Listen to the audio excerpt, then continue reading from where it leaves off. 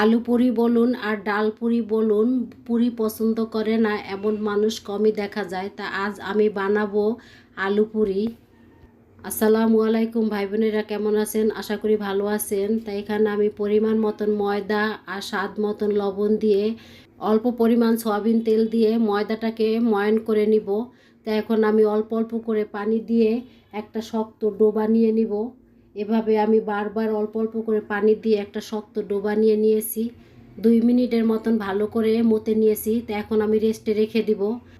পুরির জন্য পুরটা রেডি করে নিব। তাই এখানে আমি 2টা আলু সিদ্ধ করে গ্রেট করে নিয়েছি, সাথে 2টা কাঁচামরিচ কুচি দিয়ে দিলাম, ধনিয়া জিরার গুঁড়ো, চিলি ফ্লেক্স, বিট লবণ আর পেঁয়াজ বেরেস্তা, স্বাদ মতন লবণ দিয়ে আমি পুরটাকে ভালো করে মিশিয়ে নিব মশলার সাথে। এভাবে মিশিয়ে আমি এক সাইড করে রেখে দিব। রেস্টে রাখা ডোটাকে আমি 2-3 মিনিটের মতন ভালো করে মতে নিয়েছি। তা এখন আমি ছোট ছোট করে লিচি কেটে নিব। এই মুহূর্তে যারা এই ভিডিওটা দেখছেন, প্লিজ ভাই বোনেরা একটা লাইক দিয়ে দেখা শুরু করবেন। আর আমার রেসিপিটি যদি ভালো লেগে থাকে তাহলে শেয়ার করে দিবেন। তাই এখানে 7টা লিচি হয়েছে। তা আমি পুরগুলো 7টা ভাগ করে নিয়েছি। তাই একটা একটা লেচিতে আমি এভাবে পুরগুলো দিয়ে মুখটা ভালো করে আটকিয়ে নিব। সবগুলো লিচির ভিতর পুর দিয়ে আমি মুখটাকে ভালো করে আটকিয়ে নিয়েছি। তা এখন আমি একটা বানিয়ে দেখাচ্ছি। তা আমি বেলুনের সাহায্যে বানিয়ে নিয়েছি।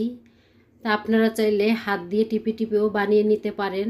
তা আমি কড়াইতে আগে থেকে সয়াবিন তেলটা দিয়ে হালকা কুসুম গরম করে নিয়েছিলাম। তা এখন আমি একটা দিয়ে ভেজে নিচ্ছি।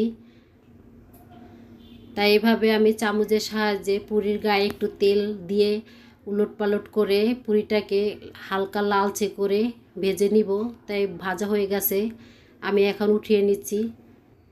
এই সেমভাবেই আমি সবগুলো পুরি ভেজে নিলাম। তা আজকে আমি আলু পুরির সাথে চা বানিয়ে নিয়েছি। তাই পুরির সাথে চা খেতে কে কে পছন্দ করেন কমেন্ট করে জানাবেন।